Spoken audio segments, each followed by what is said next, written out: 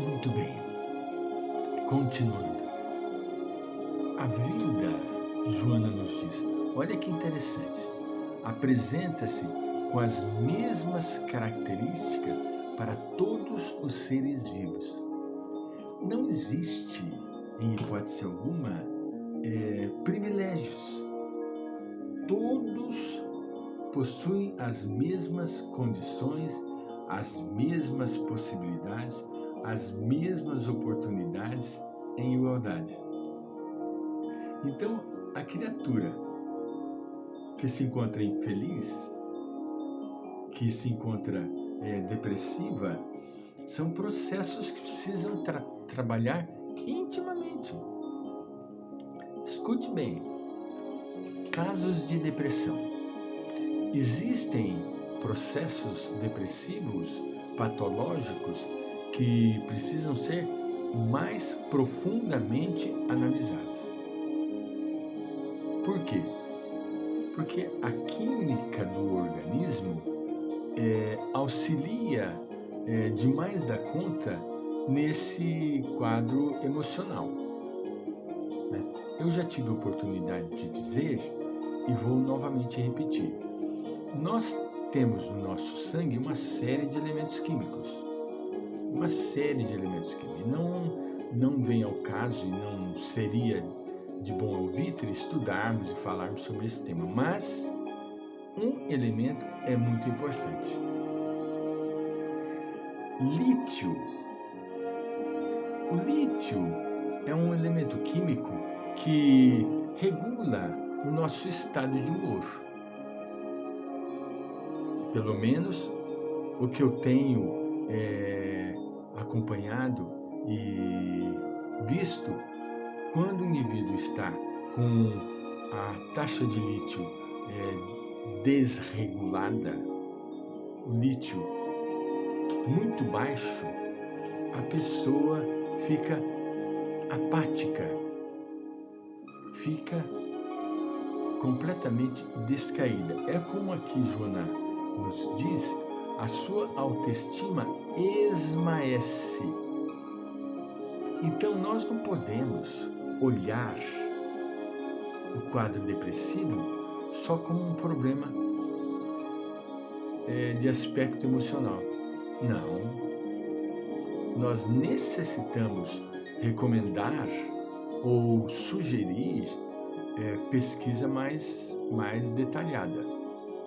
Um clínico mais habilidoso que procure pesquisar, vasculhar, descobrir o porquê dessa depressão. Em muitos casos, nós vamos encontrar a resposta nas experiências de vida passada. Já dissemos, repetimos, a psicologia transpessoal da quarta força, maravilhosamente bem tratando do espírito imortal, ela vai trazer respostas muito positivas com relação a esses quadros emocionais, quadros psíquicos, não é? Por quê? Porque não vai tratar somente do soma, do corpo físico, mas vai, além do corpo físico, vai buscar uma resposta além. Mas como que chegou-se a essa conclusão? Muito simples, através dos estudos com a hipnose. Os estudos com a hipnose mostrou que a pessoa, ela trazia no momento de transe hipnótico, a pessoa relatava fatos que não estavam correlacionados com a sua própria vida. Relatava em detalhes. Aí, o que aconteceu? Foram estudar. O que era aquilo? Da onde vinha aquilo? Aí, lá do subconsciente.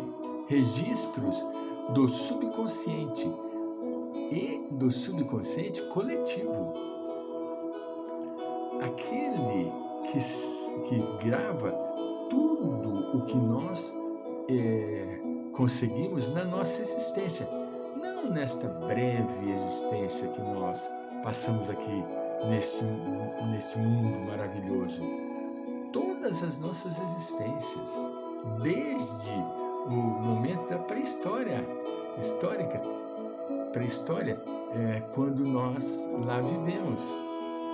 Você está exagerando, Fran. Não estou exagerando. Isso é um fato comprovado cientificamente. Cientificamente. Para não chegar muito longe, existem livros que testemunham isso. Já citei, vou repetir, né? Ian Stevenson, 20 casos sugestivos de reencarnação, não é? Hernani Guimarães Andrade, Reencarnações do Brasil. Então, a reencarnação, ela nada mais vem do que contribuir para que a psicologia transpessoal tenha seu fundamento. Sem esta base reencarnacionista, ficaria a dever. Então, ocasiões, continuando, são mais severas. Estamos falando a vida presente com as mesmas circunstâncias para todo mundo.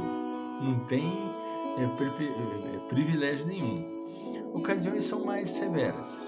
Circunstâncias surgem penosas, enfermidades se apresentam desgastantes, problemas caracterizam períodos que devem, por sua vez, ser enfrentados com naturalidade e valor, como se fossem impostos a resgatar pela honra de existir. Exatamente. A pessoa, para que ela possa dar o seu verdadeiro testemunho, ela tem que enfrentar, tem que passar. Não dá para transferir. Isso não dá. Por quê, Fran? Ora, porque é um trabalho dele, é um trabalho dela. Ela vai ter que passar. Esposa, difícil. Marido, difícil. Filhos, problemas. Familiares, intransigentes. Veja bem, eu venho de uma família onde meus pais, minha mãe em particular, era uma criatura mística, né? Gostava das imagens, gostava de orar, de missa, e depois passou a gostar demais da conta da doutrina espírita prática, e assim por diante, não é? Assim por diante. Então, eu me casei com uma filha de uma família catolicíssima. Nós tínhamos um amigo, era conhecido por sinal na época, querido espírita, formado em matemática em São José do Rio Preto. Ele chegou: Fran, você está namorando uma conhecida nossa de Inhandeara, assim, assim, assim? Eu falei: tô. Ih, rapaz, você vai encontrar um problema sério. Eu falei: por quê? Nós nos damos tão bem. Então você vai ver a família dela. Por quê? Quem tem a família dela? Todos são católicos. Fervorosos. Eu falei: uai, não tem lugar melhor para mim poder dar um testemunho. Menina, vocês não fazem ideia. Eu precisei esconder todos os livros quando eu fui morar na cidade onde os familiares dela moravam. Não é? Por quê? Para não criar celeuma e discussões com os familiares. Não vinham em casa, porque eu tinha uma estante que eu tinha ganho da minha querida sogra, e ali eu pus os livros. Aí minha esposa chegou e falou: Fran, não deixa aqui, bem. Não deixa aqui, porque se minha mãe vir aqui vai dar problema para... Eu falei, pelo amor de Deus, são livros, não tem nada. Não, põe e guarda dentro do baúzinho. E assim eu fiz. Tinha que viver bem, né? Uma mulher maravilhosa, a mãe dela, nos ajudou demais. Mas o que acontece? Infelizmente, a situação é mais grave do que nós imaginamos. Mais grave do que nós imaginamos. A pessoa não aceita. Além de não aceitar, ela estigmatiza, persegue. Não foi o caso. Mas eu escondi os livros, vivemos bem, convivemos bem, nunca batemos boca a respeito, né? Certa feita, numa viagem junto com a minha sogra, né? Ela falou, Francisco, como seria maravilhoso se você fosse um católico, você ia ser um católico maravilhoso. Era um espírito maravilhoso. O que vai fazer? Para ela, por sua vez, nós nos demos muito bem. Veja bem, como se fossem postos a resgatar pela honra de existir. São situações que nós temos que encarar. Para minha sogra, era muito mais difícil, porque era mais idosa, não tinha a compreensão da vida como, graças a Deus, hoje eu tenho. E na época eu também tinha. Não criamos nenhuma discussão.